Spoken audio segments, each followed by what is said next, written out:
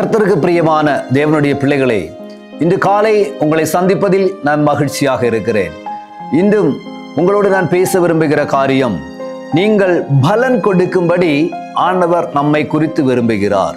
நீங்கள் பலன் கொடுக்கும்படி கர்த்தர் நம்மை குறித்து விரும்புகிறார். நம்முடைய வாழ்க்கையில நாம் சில இடங்களில் கர்த்தர் நம்மை குறித்து அநேக எதிர்பார்ப்போடு இருக்கிறதை இன்னைக்கு உங்களோடு நான் பேச விரும்புகிறேன். நம்ம இன்னைக்கெல்லாம் சோர்ந்து போனவங்களாக இருக்கிறோம். சில நேரங்களில் நாம் பலனற்றவர்களைப் போல நாம் இருக்கிறோம்.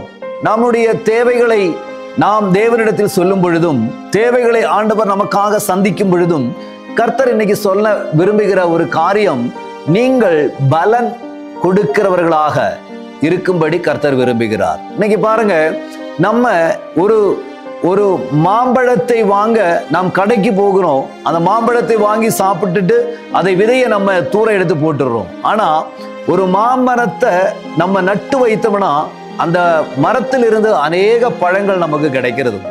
ஆண்டவர் இன்னைக்கு எதிர்பார்க்கிறது, நீங்க ஒரு மாம்பழத்தை மாதிரி வாங்கி போற மாதிரி அல்ல, நீங்கள் ஒரு விருட்சமாக அநேகருக்கு பலன் கொடுக்கிறவர்களாக, அநேகருக்காக நீங்கள் உதவி செய்கிறவர்களாக, அநேகருக்கு நீங்கள் பயன்படுகிறவர்களாக மாற்றும்படி கர்த்தர் உங்களையும் குறித்து விரும்புகிறார்.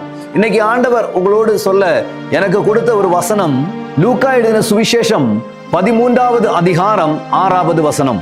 அப்பொழுது அவர் ஒரு உபமையை சொன்னார். ஒருவன் தன் திராட்சை தோட்டத்தில் ஒரு அத்திமரத்தை நட்டிருந்தான். அவன் வந்து அதிலே கனியை தேடின போது ஒன்றும் காணவில்லை. தேவனுடைய பிள்ளைகளே, அங்கே ஒரு தோட்டத்தில் அத்திமரத்தை நட்டு வைத்து அவர் அந்த அத்திமரத்தில் பலனை தேடினார் என்று காணப்படுகிறது. நாம் இந்த உலகத்தில் வந்து ஒரு தாயின் கருவில் உருவாகி நாம் இந்த வாழ்ந்து கொண்டு இருக்கிற இந்த இடத்தில் நாம் இப்படி இருக்கும்படி நானோ நீங்களோ நினைத்ததில்லை.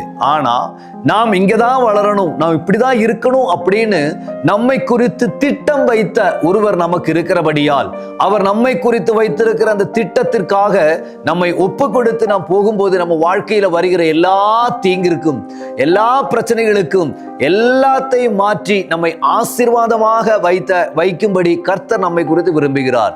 அதை மாத்திரமல்ல, நாம் இருக்கிற இடங்களிலும், நாம் நம்முடைய குடும்பத்திலும், நம்முடைய தேசத்திலும் நாம் மற்றவர்களுக்கு ஒரு பலன் கொடுக்கிறவர்களாக, ஒரு நன்மை செய்கிறவர்களாக மாற கர்த்தர் இன்னைக்கு விரும்புகிறார். ஆனா இன்னைக்கு பாருங்க, நம்ம வாழ்க்கையில நிறைய சோகங்கள் வருது, அநேக வியாதிகள் வருது, அநேக பிரச்சனைகள் வருது.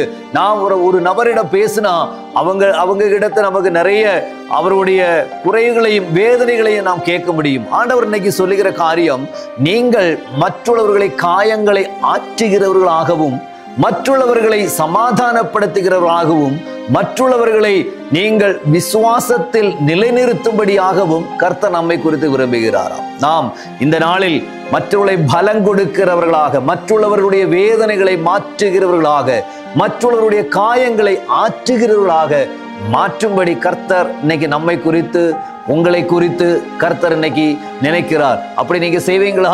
உங்க வாழ்க்கையில கர்த்தர் ஒரு பலனை எதிர்பார்ப்பது போல இன்னைக்கு அந்த பலனை கொடுக்க நாம் அவருக்கு எதிர்பார்ப்பை நிறைவேற்றுகிறவர்களாக நாம் மாறுவோம். கர்த்தர் நம்மை ஆசீர்வதிப்பார். நான் உங்களுக்காக நான் ஜெபிக்கிறேன்.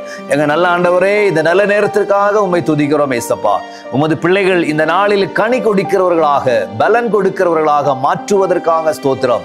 அநேகரை காயங்களை கட்டுக, அநேகருடைய ஆண்டவரே சமாதானத்திற்கு உரியவர்களாக மாற்றுவதற்காக உமக்கு நன்றி அப்பா. உமது பிள்ளைகளை ஆசீர்வதிக்கிறேன். நீங்கள் அப்படி செய்வதற்காக ஸ்தோத்திரம். இயேசுவின் நாமத்தில் எங்கள் பிதாவே. ஆமென், ஆமென். God bless you. கர்த்தர் உங்களை ஆசீர்வதிப்பாரா.